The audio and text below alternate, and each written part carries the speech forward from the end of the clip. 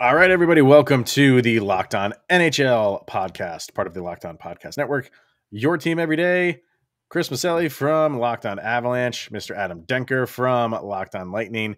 It is the Thursday Power Rankings edition, but we are going to do things a little differently for the last week of the season. And we are going to take the three biggest awards in the NHL, the Vezina, the Hart, the Norris, and we're going to power rank those players up for those three specific awards. So let's get to it. You're Locked On NHL, your daily podcast on the National Hockey League. Part of the Locked On Podcast Network, your team every day.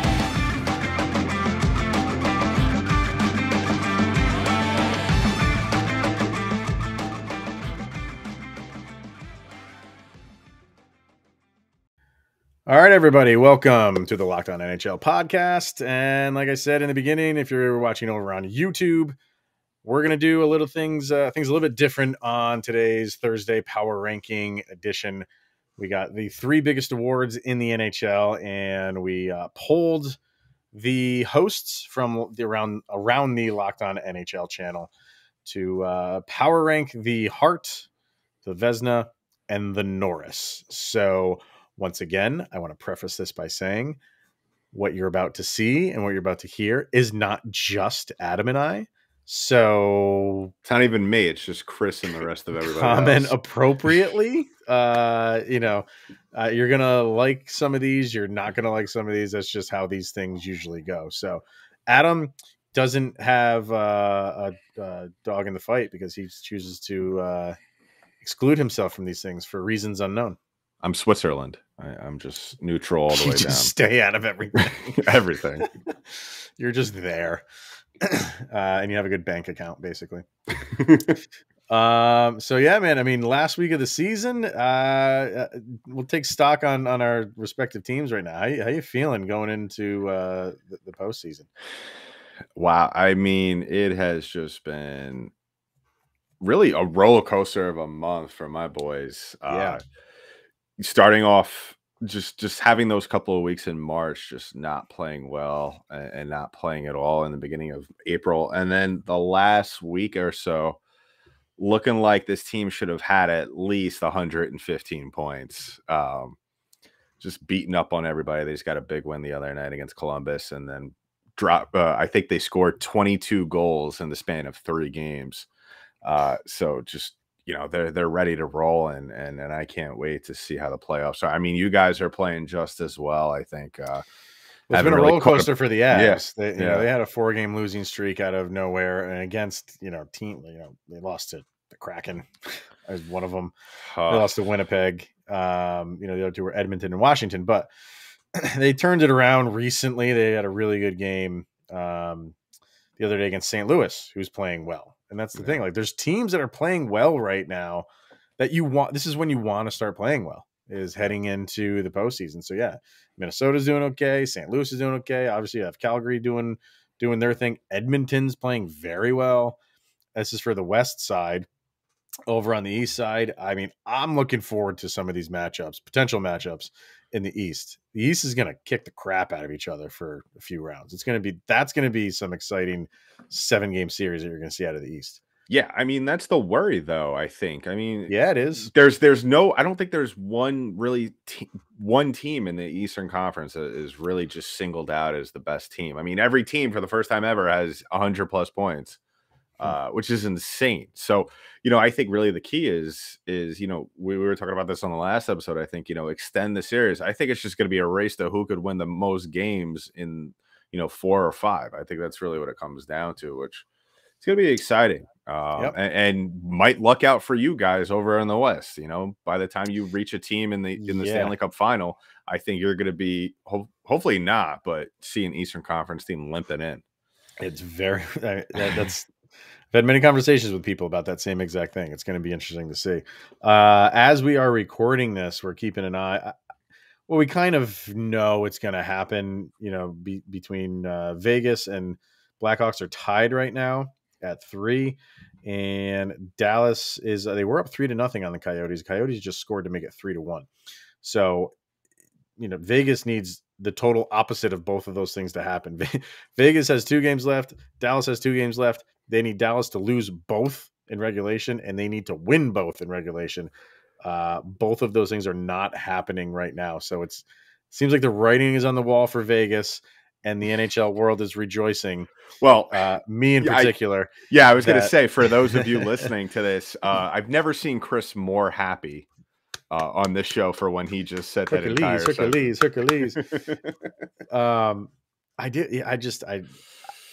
Maybe after like a couple years of Vegas just missing the playoffs and needing to they know they just can't do whatever they want to do, and it'll just come out, polish a turd, but at the end of everything that they do, then maybe I'll back off a little bit. But no, especially this year with them, being a glutton and going to get Jack Eichel, and they had no business doing that, not really knowing how it was ever going to work, and it's not. So I am taking great satisfaction in Vegas, likely missing the playoffs if these events hold true.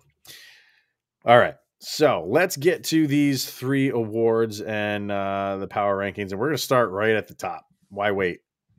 We're going to go right to the Hart Trophy, and for each of these, we have 10 players up for them. So you're going to see 1 through 10. It's not those 1 through 3 that the NHL does.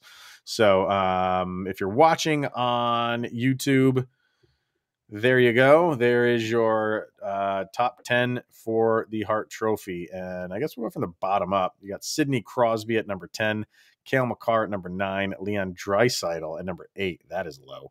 Kaprizov at 7, Roman Josi at 6. And that's interesting for reasons we'll get to later. Johnny Gaudreau at 5, Jonathan Huberdeau at 4, Igor Shesterkin at 3, Connor McDavid at 2, and Austin Matthews we have as the Hart Trophy winner. We'll start with Austin Matthews. Are you against that in any way, shape, or form? I have no problem with it for a 60-goal season since Steven Stamkos of my Lightning. I mean, regardless, if you look at it, I mean, the amount of games that he's played, I mean, he is just really, he's battled through an injury all season long. He's been dinged up the last week or so too, and really, I think the reason why Toronto is finished where they are in the Atlantic Division, and really is the only reason going forward, I think, why this team will be successful if they are successful in the playoffs. So I have no problem with it. I do have a problem with some of the spots below him in terms of about it. Tell me about it. A lot of people are going to get on me about this. I think Connor McDavid's too high. I don't think he should be number 2. I think Jonathan Huberdeau should be in that spot. If you flip-flop him and McDavid, I don't have a problem with this. I think Huberdeau has just had a completely electric season for the Panthers this year, and I think he deserves to be awarded, or at least I agree, recognized in that spot. I agree, and I think a lot of people are going to put Connor McDavid up there for a number of reasons. Number 1 is he's Connor McDavid. Yeah. He always has these seasons. Number 2, he set a personal points total record for him, and he still has a couple games to go, so he's just going to expand on that. But that's not what this award is about. You're not handing a guy an award because he set a personal record. That's impressive and good for you. But this is, I always look at, in any sport, most valuable player and that word value. Yeah. I'm that guy who was the most valuable, not who had the best season, who had value to their team. And I think Austin Matthews is both of those.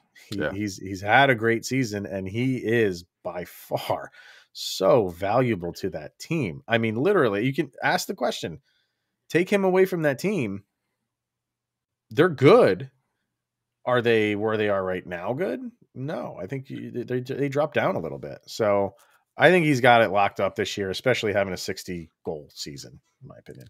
I mean, I would very much be shocked if anybody other than Austin Matthews wins. And you made a great point. You take them away, and they are a good team. I mean, case in point, yeah, Jack Campbell wasn't in net, but you look at the most recent game Toronto had with the Lightning, 8-1 loss. Austin Matthews not on the ice, and you could see that team was all out of sorts. I mean, we've spoken about it, I think, on this pod that that team after Matthews, what do they have? Yeah, they have Mitch Marner, and I mean, he's good, but Jonathan Tavares hasn't exactly been the player that Toronto signed him for. So Right. yeah, he's the lifeblood of this team, and so yeah, I mean, I have a lot of issues we tend to see with a lot of the awards, and we'll talk about this with the other ones as well.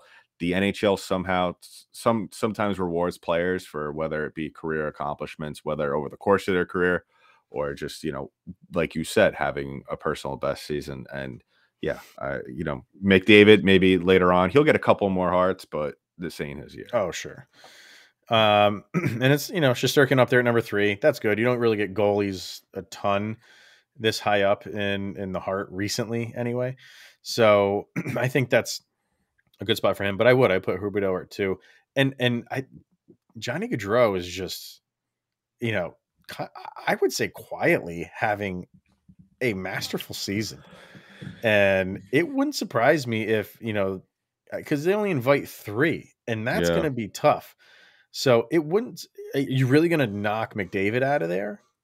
There'd be an argument to be had for that the 3 that are the finalists are Matthews, Huberdeau, and Johnny Gaudreau.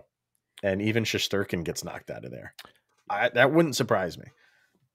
Yeah, I mean, I think you're probably right. Shesterkin, I mean, even though he's had a fantastic season and continues to play well over the last couple of weeks, I think he's not as dominant as I feel like the shine's worn off a little bit. Exactly. Yeah, he's kind of lost his luster over the course of this season, and a lot of that has to do with, and I think this is why a lot of the media fell in love with him, was because he was trying to score a goal anytime there was an empty net down the other side of the ice.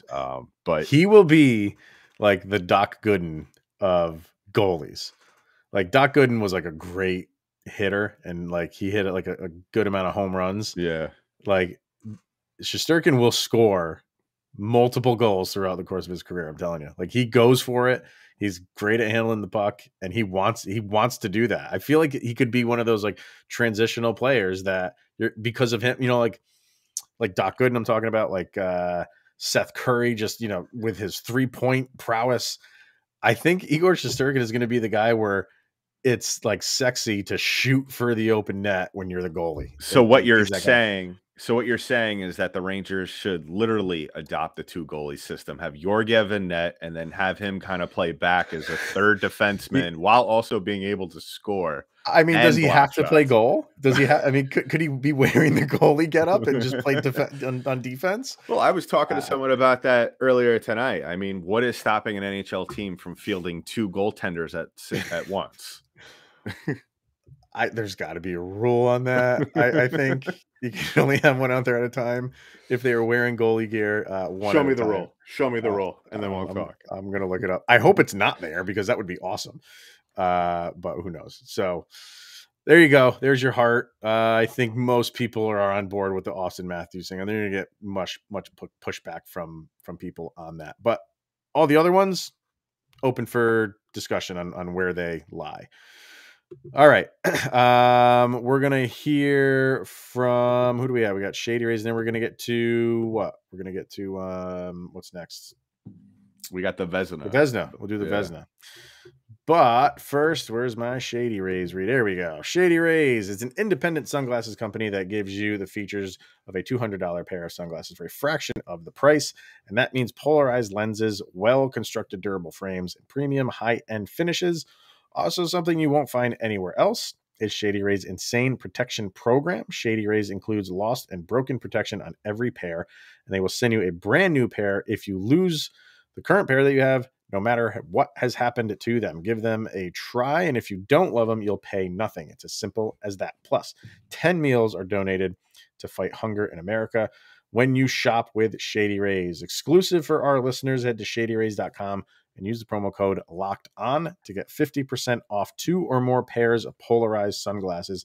That code, once again, is LOCKED ON for their best deal of the season, which is 50% off 2 or more pairs of Shady Rays sunglasses. It's backed by over 150,000 verified 5-star reviews. All right, so here's a category that your boy has had on lockdown for a little while. But I think Who's saying the times they are a changing? Was that I think Bob Dylan. It was Bob Dylan, right? Yeah. Could that be the case? Are the times changing for the Vezina? You know, your boy Vasilevsky has some competition now. So much so, he's not even in our top 5. And if you're watching on YouTube, there you go. So you have Tristan Jarry at number 5, Frederik Andersen at number 4, UC Saros at number 3, Jacob Markstrom at 2, and Igor Shesterkin number 3 in our Hart, number 1 in our Vezina. I mean, I got to go to you, man. I got to defer to you on this. Are you not happy about this? Well, I'm going to start off by saying that given the news today, and we're recording this on Wednesday, given the news on UC Saros, does that automatically eliminate him from this list? No. Hell no. You can't do that. Just because the guy got hurt at the end of the year, you can't. I mean, what do you? You are pulling at strings to get your boy on here. No, I'll be honest. I mean, the Lightning fan in me says, well, you know, he should be up. He should be on this list every single year. Having said that, he has not played up to Vezina standards. If you compare how he's played against these other guys, especially, and some people might think that Igor Shesterkin is a no doubter, but I mean, Jacob Markstrom, I think, should be one on this list. Jacob Markstrom really has, I think, other than Johnny Gaudreau and a bunch of the other players on the Calgary Flames, I think Calgary is not where they are. If you kind of have, if you switch the goalie situations and perfect example here, if you switch the goalie situations between Edmonton and Calgary, I think that Calgary would be probably not in a playoff position. Yeah, they have a very potent offense. They got off to a hot start in the beginning of the year. But if you have a goaltender that can't stop pucks, I mean, that all goes to naught. If you're scoring 7 goals, that's great. But if you give up 8, then, by the laws of the game of hockey, you lose. So I think Jacob Markstrom, I think he's really more deserving of this. Not saying that Igor Shesterkin doesn't deserve. I mean, Igor Shesterkin's probably going to win 5 of these before his career is over, if not more. What? So when you say Vasilevsky is not up to, he's looked, in past years, he's been head and shoulders above everybody. May not have always been awarded for it, obviously, the last couple of years, which is a complete travesty and a whole nother episode to discuss. But really what it comes down to he's looked mortal this year. And I've spoken about it a lot on my show, saying that's really true. what it comes down to this year is that it's just been mental and physical fatigue, where you have 2 straight cup runs. One of them is in the bubble up in Canada. We all know how taxing that was mentally and physically on these players. And then that the frequency of last year's schedule, and then you're being asked to play an 82-game season for the first time in 3 years. And on top of that, and no fault to his own, John Cooper, who loves to throw Vasilevsky out there. If it was physically possible, he'd be out there for all 82 games. Vasilevsky has this year, only for the second time in his career, played 50 or more games. And you could see that he's been moving around sluggish. It happens. You want to go out there and throw him out there thinking he's going to throw a shutout on every given night. But like I said, he's kind of his play has kind of faltered. But you know what? That's the price you pay for 2 cup runs. How old is he? 27. Oh, okay. I don't want to hear it. He's a young buck. No, it's taxing, man. It is taxing to do that. So, who else we got in here? Yeah, I kind of feel like for most of the season it was like Shesterkin and Andersen, like 1 and 2, kind of like battling it out. I'm surprised Saros is in there at 3. I really like UC Saros. I do. Like, I like him, and I shouldn't. Right. Because he's going to be, a thorn in my side for the next decade plus. Have fun being in the same division. Yeah, it's going to suck. But I feel like, maybe because, Frederik Andersen I don't know, he's missed some time with injuries. He's injured now, maybe that drops him a little bit. But early in the season, it was the Shesterkin and Anderson show. So we'll see where it goes. I kind of just feel like the Hart and the Vezina are kind of like wrapped up. You do. You feel like I do anyway. I know you're putting your money on Markstrom, and you wouldn't be wrong, but I just feel like Shesterkin has had that under hit lock and key for most of the season, and I don't think he's done anything to lose it. That's the other part of it. Well, Markstrom is going to be up there, but Shesterkin hasn't played poorly enough to really lose the grip on that number one spot. Now, here's my question towards you, because you did make a point that it's locked up, but really what I did want to ask you was, because I'm not too convinced that, I'm not saying that he hasn't had a good season. Tristan Jarry, 34 and 18 and 6 on the season with a save percentage of 919. But if you look at the one player that I was kind of surprised that he wasn't on the list, and it might have been just because he hasn't played as many games, but and actually only three less games, and that is Sergei Bobrovsky. I mean, he's had pretty much almost an identical season. Do you think maybe he's not getting as much love just because of the sort of the more liberal system that they have down there in Florida of playing two goalies? And this goes back to the whole point. And this goes back to the whole point you and I always talk about with the two goalie system. Do you think in the future with the two goalie system taking over the NHL more and more, you see it more and more around the league? Do you think guys are going to be looked at differently and assessed differently when it comes to Vezina? They might be, because I think I think goalies are going to get accustomed to that. So the era of riding that one goalie for much more than you normally do is kind of over. It's kind of like pitchers in baseball, man. Like, we coddle the pitchers. You get to the sixth inning, and if you're at 80 pitches, we're pulling you. We're not gonna. So, and that's an extreme. I'm not saying like it's that bad in the NHL, but teams and coaches are very cognizant of if they are overplaying their goalies, and you're not seeing these long stretches that goalies are playing game after game after game after game. They're getting a little bit, just a 1 game reprieve is all that they need. So I think because that's the way it's going, I think voting is just going to fall in line with that. It's just because almost every team is going to be doing that. It's kind of just going to find its way into the voting for the Vezina. Yeah. So I think we'll see. I agree. And one last goaltender I just want to talk about real quick, because I feel he was left off, is Thatcher Demko, another guy that you're going to have to deal with for the foreseeable future. I mean, he has the third most games played out of any goaltender in the league. And if you look at his numbers, not that much different than Soros, not that much different than Vasilevsky or Jarry. I think it also comes down and I'm sure there's other people outside of the Locked On NHL host that kind of are looking at this like Thatcher Demko. I mean, but his team is not even in the thick of it anymore. Another guy who's going to be in this mix very soon is Jake Ottinger. Yeah. I mean, we've spoken about it on the last couple episodes, how fantastic he's played. Yeah. So, I mean, we tout all these like new defensemen that are coming into the league and how great they are. And that's true. The goalie situation, man. The NHL is in good hands when it comes to their young goalies. They really are. So and yeah, especially to the people who are upset about some of the high scoring games that we've seen this year. You're gonna wish for high scoring games in a couple of years where we're gonna see a lot of 2-1, 1-0 game. Oh, absolutely, man. Okay, yeah, we'll see.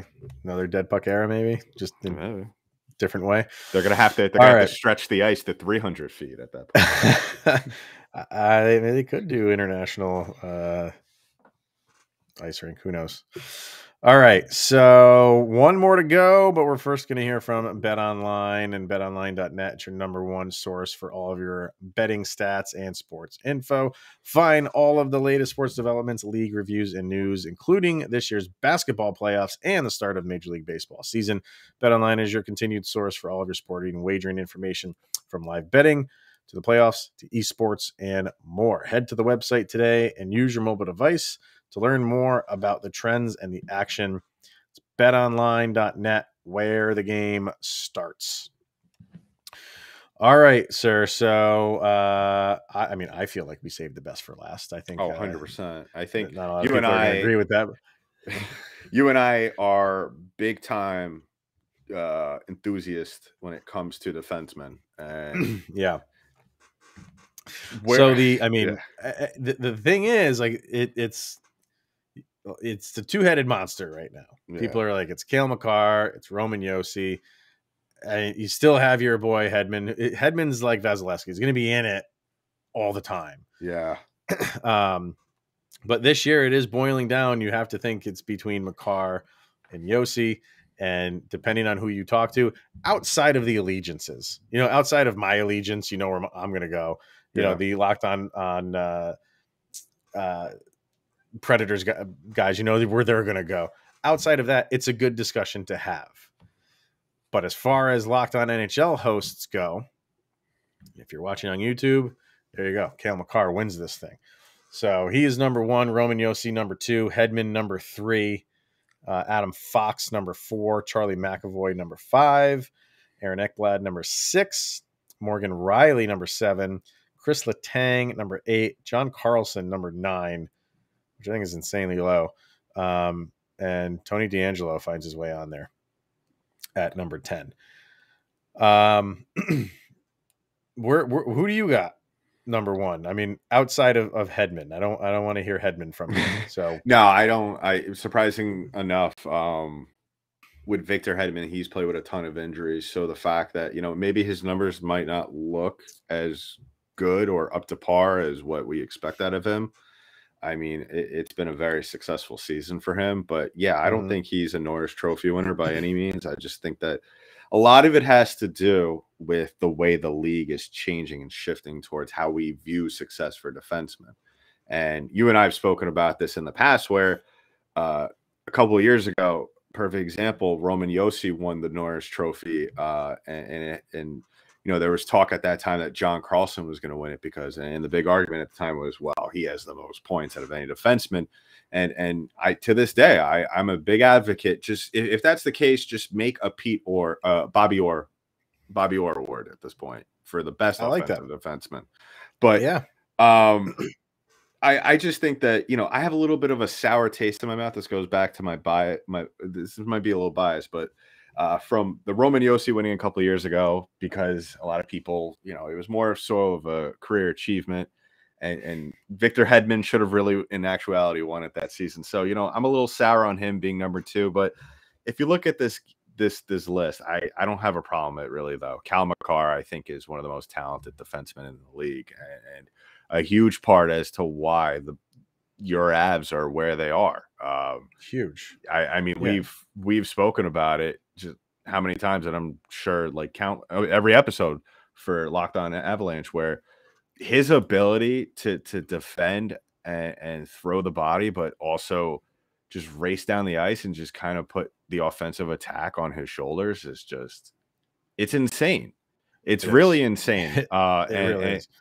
And yeah, I would be shocked if anybody else wins it but him. I will hold out hope until it actually happens. I kind of just feel like it's one of those things where people have the mindset of like, he has so much time to go win multiple ones of these. We're going to give it to Josi because he's having a great offensive year. Yeah. And in my mind, that's not the trophy. You know what I mean? No. Earlier we started with the Hart, and Josi is above Makar in ranking the Hart. I'm okay with that. I genuinely okay with that. I'm not okay with, if you ask somebody like, why would you put Roman Josi on top of the list for the Norris? And if their only argument is just look at the points he has, that's a weak argument, because that's not the trophy. It's part of it. Defensemen are there to do multiple things. Yes, scoring is one of them. It's not the only thing. And that's the only thing you are pointing to when it comes to Roman Josi in this season. It's an incredible season that he's having. I am not taking away with that from them at all. But when it comes to defense, and by the way, Cale Makar is like 5 points behind him. So it's not like Josi is running away with this thing. Like he's 20 points ahead of Makar. And Makar has played in less games than Josi too, oh, by the way. But when you look at defense, there's no question Cale Makar is a better defenseman and playing defense than Roman Josi. So when you include all of that, everything of what the Norris Trophy is about, that's why I give it to Cale Makar. And I want to say running away. And I know there's going to be a lot of people that still hang their hat on the career year that Josi's having. And when it comes to the points, great. That's why we need that other award like Adam's talking about. Yeah, absolutely. And I 100% agree with you. And I just want to take a moment to break some news real quick. Arizona erased a 3-goal deficit tonight to tie things up against Dallas with 3:47 left in the third. What are you doing, Dallas? And what are you doing? And Chicago and Vegas are in OT right now. Probably going to go to a shootout with 23 seconds left. So I don't know what Dallas is doing. I mean, if Dallas goes to overtime, that's it. Like all they need is a single point. Yeah. So from my calculations, why? I'm pretty sure. But I don't get it. I mean, they've had 2 chances now to the door, one of which was against Vegas. And you were up 3-0 on Arizona on home ice. Nobody deserves that second wild card spot. Just let the Avalanche go into the second round where they have problems anyway. Are you proposing a first round bye for number 1 seeds in the playoffs? Hey now. I didn't say it. But there you go. I know that's the one that's going to get a lot of publicity is the Norris. It's almost like the Norris is more sought after in terms of like that's the race to watch is the Norris. You know, we were talking about the Hart, we were talking about the Vezina. Kind of feel like those are going in a specific direction. I think the Norris is up for grabs. I don't feel like it should be, but it is. I will admit that it is. I always feel like it is, though, because I feel like every year, unless it's a clear runaway, I think ever since like Nicholas Lindstrom was in the league, ever since then, it seems like whoever ends up winning, it's never who we actually expected. It always seems like the front runner, except for maybe last year with Adam Fox. It's never who you really thought. I mean, like I said, I don't want to sound biased, but if you look at the winners from the last couple of years since 2018, I think the case could be made. 2 of those could go to Victor Hedman. Sure, but you know, that's just me being the Lightning guy. Yeah, well, we all know PK Subban's going to win it. So really not Drew Daddy or any of those other guys with those great or Keith Yandel with that great plus minus he's carried this year. See that's where it's going to go is the Yandel route. But whatever. All right, everybody, that's going to wrap it up for today. We're going to go watch the ends of these games up here right now because it's getting exciting. So that's going to wrap it up. So I don't know what we're going to do next week. It's going to be playoff time. So we're probably just going to discuss playoffs. So thank you for tuning in for these Thursdays and this, year-long power ranking thing that we've done. It's been fun. But next week is going to be focusing in on NHL playoffs because that's the best time of the year. So until then, go check out Mr. Adam Danky Dank, and his mixtape number 48, I think, is out right now on the shelves. Yeah. And just a little shout out to everybody. If you're going to the Lightning Islanders game this tomorrow, which we're dropping this tomorrow, so it'd be Friday, give us a shout. I'll be in the building. If you want to take some pics, sign some mixtapes for you, I'll do that. So go ahead and do that. Nice.